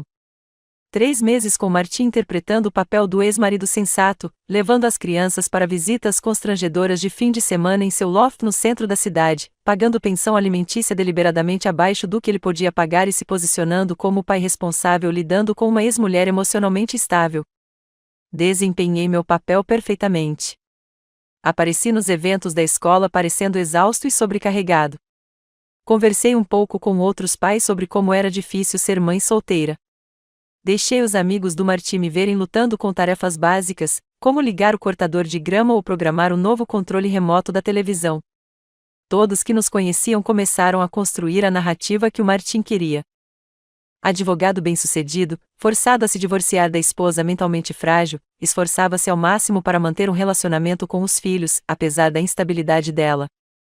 Enquanto isso, eu construía meu caso discretamente, com a precisão de um cirurgião se preparando para uma operação complexa. Dakota Jensen continuava sua vigilância, documentando cada encontro entre Martin e Melissa, cada cliente que eles conquistavam da Mitchell e Associados, cada passo de seu empreendimento comercial cuidadosamente planejado. A senhora Walsh havia reunido uma equipe de contadores forenses que estavam rastreando cada dólar que Martin havia roubado nos últimos 3 anos. E eu fui paciente, observando, esperando o momento perfeito para atacar. Esse momento chegou na manhã de segunda-feira, em agosto, quando Martin e Melissa anunciaram a inauguração da Cain & Matthews Law, um escritório boutique especializado em litígios corporativos com escritórios no edifício mais prestigiado do centro da cidade. O anúncio apareceu no periódico jurídico e na seção de negócios do jornal. Fotos de Martin e Melissa cortando uma fita. Ambos radiantes de sucesso e amor, cercados por clientes que haviam roubado do antigo escritório de Martin e por colegas que não faziam ideia de que estavam comemorando com criminosos. Martin parecia mais feliz naquelas fotos do que eu vira em anos. Parecia um homem que havia se reinventado com sucesso, que havia deixado para trás os fardos da vida antiga por algo brilhante, novo e cheio de possibilidades. Parecia um homem que acreditava ter vencido. Sorri enquanto lia o artigo enquanto tomava meu café da manhã. As crianças já tinham saído para a escola e a casa estava silenciosa ao meu redor. Era a hora. Meu primeiro telefonema foi para Walsh. É hora de registrar, eu disse a ela. Está tudo pronto. Os encaminhamentos criminais, as queixas da ordem dos advogados, os processos civis, tudo preparado e pronto para ser encaminhado. Ótimo. Quero tudo protocolado simultaneamente. Martin deve receber a intimação das acusações criminais, da investigação ética e da reconvenção de divórcio, tudo no mesmo dia. Minha segunda ligação foi para Dakota Jensen. Preciso que você entregue cópias do arquivo completo de vigilância para 3 pessoas hoje, eu disse, lendo uma lista que havia preparado meses atrás. Primeiro, a Robert Mitchell, da Mitchell & Associates. Segundo, ao sócio sênior do maior novo cliente da Cain & Matthews, a Hartwell Industries. Terceiro, ao editor do periódico jurídico. Minha terceira ligação foi para a escola da Kimberly. Aqui é a Geraldine Matthews, eu disse à orientadora. Queria avisar que pode haver alguma tensão da mídia em torno da nossa família nos próximos dias. Se algum repórter entrar em contato com a escola perguntando sobre meus filhos, por favor, não forneça nenhuma informação. Está tudo bem, senhora Matthews? Vai ficar tudo bem, eu disse. E pela primeira vez em meses, eu realmente acreditei. Só que seria uma semana difícil. Ao meio-dia, a armadilha estava em movimento. Martin recebeu a intimação em seu novo escritório na frente de Melissa e de 2 clientes em potencial que eles vinham cortejando. Acusações criminais por peculato, fraude e roubo, violações éticas que resultariam em processo de cassação da ordem dos advogados, um pedido de divórcio pedindo a guarda integral dos filhos e um pedido de pensão alimentícia com base no comprovado padrão de fraude financeira de Martin. A expressão em seu rosto, segundo Dakota, que estava do outro lado da rua com uma lente teleobjetiva, era exatamente o que eu esperava. Choque total, seguido de horror crescente ao perceber a magnitude do que estava acontecendo. Robert Mitchell recebeu o arquivo completo da vigilância às 12h30. Às 22h, seguranças estavam na Cayenne Matthews confiscando arquivos e computadores como parte da liminar de emergência da Mitchell & Associates para recuperar informações roubadas de clientes. A Hartwell Industries recebeu seus exemplares às 13h15. Às 14h, rescindiram o contrato com a Cayenne Matthews e emitiram uma declaração pública distanciando-se de qualquer associação com a empresa. O Legal Journal recebeu o pacote às 14h30. Às 16h, o editor ligou para outros 3 advogados para verificar a documentação e começou a preparar uma edição de emergência expondo o escândalo. Mas o golpe de mestre veio às 17h, quando todos os principais veículos de comunicação da cidade receberam pacotes anônimos contendo destaques dos arquivos de vigilância, juntamente com uma nota simples. Advogado local abandona a família pela amante e rouba milhões para financiar novos negócios. Às 18h, o rosto de Martin estava em todos os noticiários locais. A matéria tinha tudo o que os produtores sonhavam: sexo, dinheiro, traição, fundos roubados de clientes e a queda espetacular de um homem bem-sucedido. Os repórteres conseguiram, de alguma forma, a foto do nosso casamento, provavelmente de um dos colegas do Martin, e continuaram a exibi-la junto com fotos atuais dele com Melissa. O contraste era devastador. O jovem e esperançoso Martin prometendo amar e honrar sua noiva, em contraste com o atual Martin roubando dos próprios filhos para financiar um caso. Eu estava preparando o jantar para as crianças quando a primeira van de notícias parou em frente à nossa casa. Kimberly olhou pela janela e se virou para mim com os olhos arregalados. Mãe, por que tem repórteres na nossa entrada? Desliguei o fogão e reuni meus 3 filhos em volta da mesa da cozinha. Era a hora de eles ouvirem a verdade. Não tudo, mas o suficiente para entender por que o mundo deles estava prestes a mudar novamente. Seu pai andou com problemas no trabalho, comecei, cautelosamente. Ele fez algumas escolhas ruins, pegou dinheiro que não lhe pertencia. A polícia e os tribunais vão ter que resolver tudo. O pai vai para a cadeia? Perguntou Eric, com a voz firme, mas o olhar preocupado. Não sei, querida. Talvez. Provavelmente. Sharon começou a chorar e eu a puxei para o meu colo. O que o papai fez de errado? Como explicar para uma criança de 8 anos que o pai dela é um criminoso? Como você protege a inocência dela enquanto a prepara para a tempestade que está por vir? Ele tirou dinheiro do trabalho que não deveria, eu disse simplesmente. E ele tem mentido para nós sobre um monte de coisas.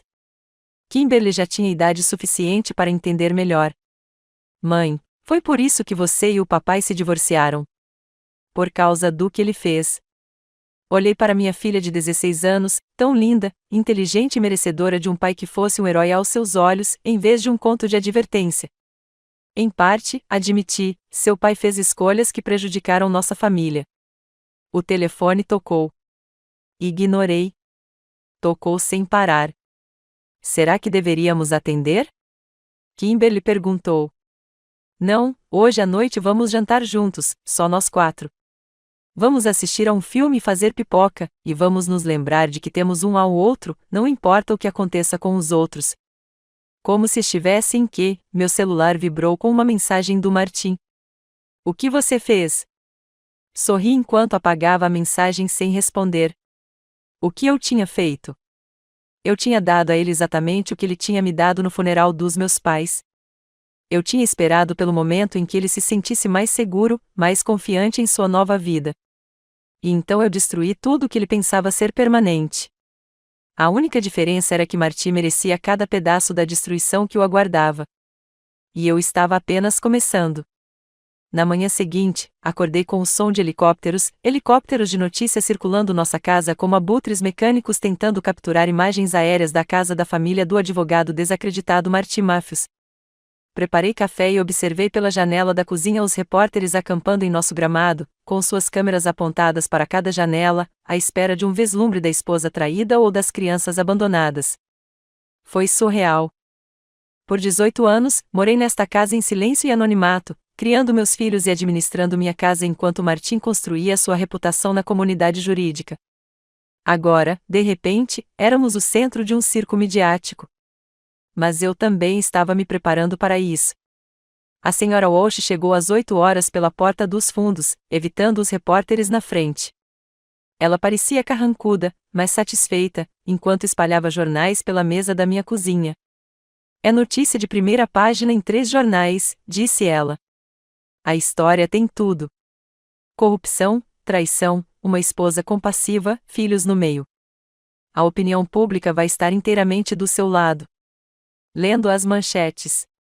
Advogado respeitado rouba milhões para amante. Vida dupla de chefe de família exposta. Advogado local abandona esposa e filhos por dinheiro roubado. Os artigos eram devastadores. Traziam citações de clientes que Martin havia fraudado, de associados juniores cujo trabalho ele havia roubado o crédito, de colegas que expressaram choque e traição com o golpe. Eles tinham registros financeiros mostrando exatamente quanto dinheiro ele havia tirado da faculdade dos nossos filhos. Mas o mais prejudicial de tudo era o ângulo do interesse humano. A esposa em luto que acabará de perder os pais, surpreendida pelos papéis do divórcio no funeral, agora descobrindo que o marido vinha sistematicamente roubando o futuro dos filhos para financiar um caso extraconjugal. Como você se sente em relação a isso? Perguntou Margarete, analisando meu rosto. Ter sua vida privada estampada em todos os jornais da cidade. Sinto que a justiça existe, disse eu baixinho. Martin achou que podia controlar a narrativa. Retrate-me como a esposa instável que não conseguiu lidar com o fim do nosso casamento. Em vez disso, todos agora sabem exatamente quem ele realmente é. Meu telefone não parava de tocar desde ontem à noite. Repórteres, velhos amigos e até alguns ex-colegas de Martin expressavam seu choque e ofereciam apoio. Eu havia desligado o telefone, mas conseguia ver as mensagens se acumulando. As crianças desceram para tomar café da manhã, parecendo cansadas e sobrecarregadas. Elas também ouviram os helicópteros e viram os repórteres acampados do lado de fora. Mãe, disse Kimberly, com a voz baixa. Todo mundo na escola vai saber disso. Sim, vão. Eu a puxei para um abraço e isso vai ser difícil por um tempo. As pessoas vão olhar, fazer perguntas, talvez dizer coisas que magoem. Mas você precisa se lembrar de uma coisa. Você não tem do que se envergonhar. Os crimes do seu pai não são um reflexo de você. Mas e se as pessoas pensarem? Deixe-os pensar o que quiserem, eu disse com firmeza. Você sabe quem você é. Você é Kimberly Matthews, uma aluna exemplar, uma artista talentosa, uma amiga leal. Você é Eric Matthews, um atleta estrela, um líder nato, um jovem íntegro. Você é Sharon Matthews, brilhante, criativa, cheia de amor e alegria. Olhei para cada um dos meus filhos, vendo as feições de Marty misturadas às minhas, vendo as boas pessoas que eles eram, apesar dos fracassos do pai. As escolhas do seu pai não definem você. Elas não limitam você. Eles não mudam o fato de que vocês são seres humanos inteligentes, capazes e maravilhosos, que merecem tudo de bom que a vida tem a oferecer. Sharon subiu no meu colo, aconchegando-se em mim como fazia quando criança. Mamãe, vamos ficar bem? Vamos ficar mais do que bem, querida. Vamos ser fortes. E pela primeira vez desde que Martin sussurrou aquelas palavras devastadoras no funeral dos meus pais, eu realmente acreditei. Meu celular vibrou com uma mensagem de Dakota Jensen. Martin e Melissa foram presos esta manhã. fotos da caminhada de Pero anexadas. Abri o anexo e vi Martim algemado, sendo conduzido para fora do luxuoso prédio de escritórios por agentes federais. Seu terno caro estava amassado, o cabelo desgrenhado, o rosto uma máscara de choque e descrença. Melissa caminhava atrás dele, também algemada, chorando enquanto os flashes das câmeras o cercavam. Eles pareciam exatamente o que eram, criminosos finalmente capturados. Apaguei as fotos. Não precisava ver a humilhação de Martim para me sentir satisfeito. Eu podia ouvir isso nos rotores do helicóptero acima, ver nas manchetes dos jornais, sentir na maneira como meus filhos finalmente descobriam que a mãe deles era forte o suficiente para protegê-los. Martim passará meses se posicionando como vítima de um casamento infeliz. O homem bem-sucedido forçado a fazer escolhas difíceis. Agora todos sabiam a verdade. Ele era um ladrão que roubara dos próprios filhos. Um mentiroso que traíra todos que confiavam nele. Um covarde que pediu o divórcio em um funeral porque calculou que causaria o máximo de dor com o mínimo de resistência. Mas ele havia calculado mal algo crucial. Ele havia se esquecido de que a mulher que estava traindo era filha de um homem que havia trabalhado em dupla jornada por 30 anos para sustentar a família. A filha de uma mulher que trabalhava como voluntária em cozinhas comunitárias e dava aulas na escola dominical, e acreditava que defender o que é certo valia qualquer custo pessoal. Ele havia se esquecido de que o amor verdadeiro, o tipo de amor que meus pais me demonstraram, não nos torna fracos, mas fortes. 6 meses depois, eu estava sentada em um tribunal federal assistindo à condenação de Martim a 8 anos de prisão. Ele estava diante do juiz, de macacão laranja, com as mãos algemadas, sem se parecer em nada com o advogado confiante que outrora inspirava respeito naqueles mesmos corredores. O homem que sempre se vestira impecavelmente agora tinha bochechas encovadas e cabelos despenteados. A prisão não fora gentil com ele. Melissa já havia sido condenada a 3 anos de prisão por sua participação no esquema de apropriação indébita, embora sua cooperação com os promotores lhe tivesse rendido uma pena reduzida. Ela havia desmascarado Martim completamente, testemunhando que ele era o mentor, enquanto ela era apenas uma cúmplice ingênua que havia caído em suas manipulações. Talvez fosse verdade. Talvez Martim a tivesse manipulado, e provavelmente há outros antes dela. Talvez ela realmente acreditasse estar apaixonada por um homem que deixaria a esposa por ela, e não por um criminoso que estava usando o dinheiro roubado para financiar o caso deles. Ou talvez ela fosse simplesmente mais esperta que Martim quando se tratava de autopreservação. De qualquer forma, ela estava em uma prisão de segurança mínima no interior do estado, enquanto Martim seguia para uma penitenciária federal onde criminosos de colarinho branco aprendiam duras lições sobre o custo real de suas escolhas. A juíza, uma mulher severa na casa dos 60 anos que claramente já tinha visto sua cota de homens arrogantes que achavam que as regras não se aplicavam a eles, não estava de bom humor a Sr. Matthews, disse ela, o senhor traiu sistematicamente a confiança depositada em você por seus clientes, seu escritório de advocacia e, mais tragicamente, por sua própria família. Você roubou dinheiro que deveria garantir o futuro dos seus filhos. Você usou sua posição como oficial de justiça para cometer fraudes e apropriações indébitas em larga escala. Martim ficou completamente imóvel, mas eu podia ver suas mãos tremendo. O que torna seus crimes particularmente flagrantes, continuou o juiz, é a natureza calculada da sua fraude. Não se tratou de um lapso momentâneo de julgamento ou de uma única decisão errada. Foi um padrão de comportamento criminoso que se estendeu por anos, durante os quais você manteve a fachada de um respeitável chefe de família enquanto sistematicamente destruía a vida de todos que confiavam em você. Sentei-me na galeria com meus filhos, observando o pai deles aprender as consequências de suas escolhas. Kimberly segurou minha mão com força. Eric permaneceu imóvel, rígido de raiva e vergonha. Sharon se encostou em mim, jovem demais para entender completamente os procedimentos legais, mas velho o suficiente para saber que o papai estava em sérios apuros. Eles tinham escolhido vir hoje. Contra o meu conselho, contra as recomendações dos seus terapeutas, eles insistiram em estar presentes para a sentença do pai. Precisamos ver isso acabar, Kimberly havia dito. Precisamos ver que há consequências. Então, lá estavam eles, assistindo ao homem que deveria protegê-los sendo levado algemado, finalmente enfrentando a justiça por seus crimes. A recuperação financeira foi melhor do que eu esperava. Os contadores forenses rastrearam a maior parte do dinheiro roubado até contas que Martim pensava estarem ocultas, e processos civis contra Martim e Melissa resultaram em sentenças substanciais. Os fundos para a faculdade dos filhos foram restituídos, além de indenizações. Nossa casa estava segura. Nosso futuro estava garantido, mas a verdadeira vitória não era financeira. A verdadeira vitória estava sentada ao meu lado, na forma de 3 crianças que aprenderam que ações têm consequências, que mentiras sempre vêm à tona e que sua mãe lutaria para protegê-las, custasse o que custasse. Após a sentença, saímos juntos do tribunal sob o sol brilhante da primavera. O circo da mídia havia diminuído meses atrás, passando para outros escândalos e tragédias. Éramos apenas uma família novamente, marcados, mas em recuperação, destruídos, mas não derrotados. Mãe, disse Eric quando chegamos ao carro. Você acha que ele está arrependido? Olhei para o tribunal, pensando no homem que um dia amei, no pai em quem meus filhos confiaram. O Martim estava arrependido da dor que nos causou ou só por ter sido pego? Acho que ele está arrependido de ter que enfrentar as consequências, eu disse honestamente. Se ele está arrependido pelo que nos fez, eu não sei, querida, e isso realmente não importa mais. Kimberly apertou minha mão. Você fez a coisa certa, mãe. Fazendo-o pagar pelo que fez conosco. Eu me preocupava com isso, com meus filhos pensando que eu era vingativa, com eles me culpando pela ruína do pai deles. Mas eles estavam mais velhos agora, sábios para a idade, como as crianças se tornam quando são forçadas a confrontar a realidade adulta muito cedo.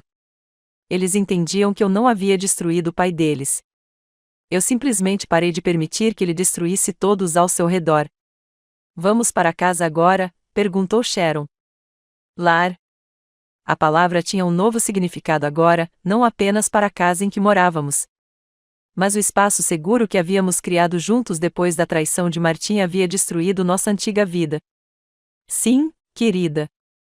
Vamos para casa. 2 anos depois da sentença de Martim, eu estava na cozinha da nossa casa. De fato, nossa casa, agora que tínhamos o acordo de divórcio, me foi concedida, juntamente com a maior parte dos bens de Martim, preparando o café da manhã de domingo para minha família. A luz da manhã entrava pelas janelas que não pareciam mais carregadas de segredos e mentiras.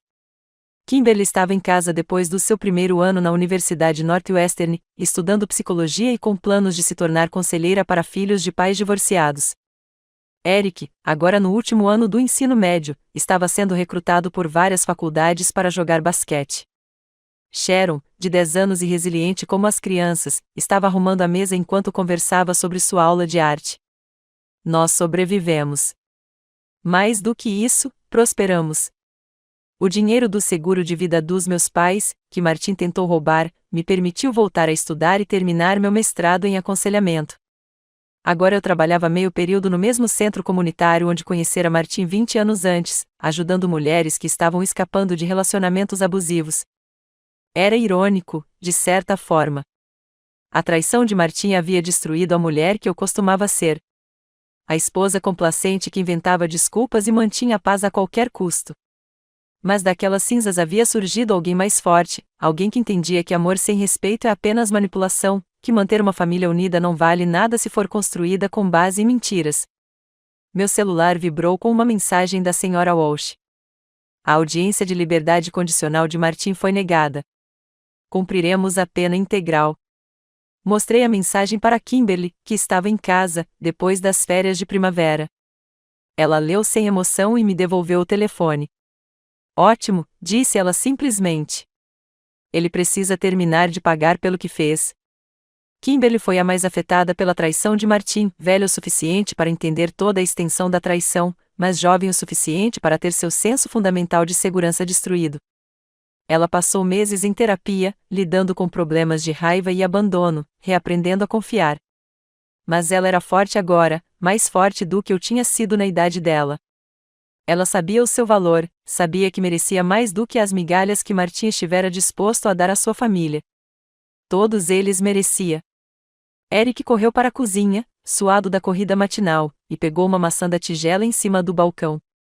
Aos 17 anos, ele era mais alto do que o pai, com ombros mais largos e olhos mais gentis. O treinador quer saber se você pode vir ao jogo de terça, disse ele.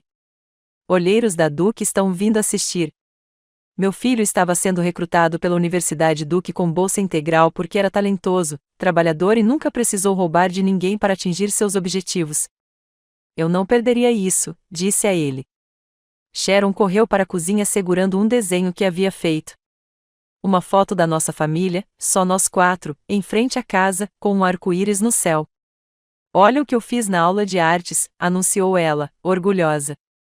Olhei para o desenho, para a forma como ela nos posicionou tão perto um do outro, para o sorriso que ela desenhou no meu rosto. Na foto da Sharon, parecíamos felizes, seguras, completas, e estávamos mesmo. Naquela tarde, enquanto estávamos sentados na varanda da frente observando Sharon brincar com o cachorro do vizinho naquela noite, depois que as crianças já estavam na cama, sentei-me no meu escritório em casa, o antigo santuário do Martim, agora convertido em meu espaço de estudo, e abri o diário que eu vinha escrevendo desde o divórcio. Na primeira página, escrita com a letra trêmula de uma mulher que mal se segurava, estavam as palavras: Martim pediu o divórcio no funeral dos meus pais. Não sei como sobreviver a isso. Na página mais recente, com a letra firme e confiante que eu havia escrito hoje. Kimberly me disse que está orgulhosa de mim por ter lutado. Acho que mamãe e papai também ficariam orgulhosos. Pensei nos meus pais, no amor que demonstraram um pelo outro por 47 anos, no exemplo que deram sobre como o casamento deveria ser. Eles me ensinaram a defender o que era certo, a lutar pelas pessoas que eu amava, a nunca aceitar menos do que eu merecia. Martim contava com o fato de eu esquecer essas lições. Ele contava com 18 anos de condicionamento para me fazer aceitar sua traição em silêncio, para deixá-lo se afastar do nosso casamento sem consequências. Ele havia se esquecido de que, por trás da esposa complacente, estava a filha de pessoas que me ensinaram que, às vezes, a atitude mais amorosa que se pode tomar é se recusar a permitir que alguém destrua a si mesmo e a todos ao seu redor. Fechei o diário e olhei ao redor do escritório, para as cartas de admissão da Kimberly na faculdade, para os troféus de basquete do Eric na estante, para as obras de arte da Sharon cobrindo uma parede inteira. Provas da vida que construímos a partir dos destroços da traição de Martim, provas de que, às vezes, quando alguém tenta nos destruir, a melhor vingança é simplesmente nos recusarmos a permanecer destruídos. Martim estava na prisão, despojado de tudo o que ele pensava que o tornava poderoso. Sua reputação, seu dinheiro, sua liberdade. Ele havia perdido sua licença para exercer a advocacia, seu negócio, seu relacionamento com os filhos. A mulher por quem ele traiu sua família testemunhou contra ele para se salvar. Ele recebeu exatamente o que me deu no funeral dos meus pais. A destruição completa de tudo o que ele pensava ser seguro, entregue no momento em que se sentia mais confiante em sua nova vida. A única diferença era que ele havia merecido cada pedacinho de seu sofrimento. Apaguei as luzes e subi as escadas para dar uma última olhada nos meus filhos antes de dormir. Kimberly estava lendo em seu quarto, preparando-se para a prova de psicologia. Eric já estava dormindo, exausto do treino de basquete e sonhando, eu esperava, com o futuro brilhante que o aguardava. Sharon estava encolhida com seu coelho de pelúcia, o mesmo que ela havia segurado no funeral dos meus pais, 2 anos antes. Eles estavam seguros. Eles eram amados. Estavam livres da influência tóxica de um pai que os via como inconvenientes a serem administrados, em vez de presentes preciosos a serem valorizados. E eu não era mais a mulher destruída que estivera ao lado daquele túmulo, destroçada pela traição e sem saber como sobreviver.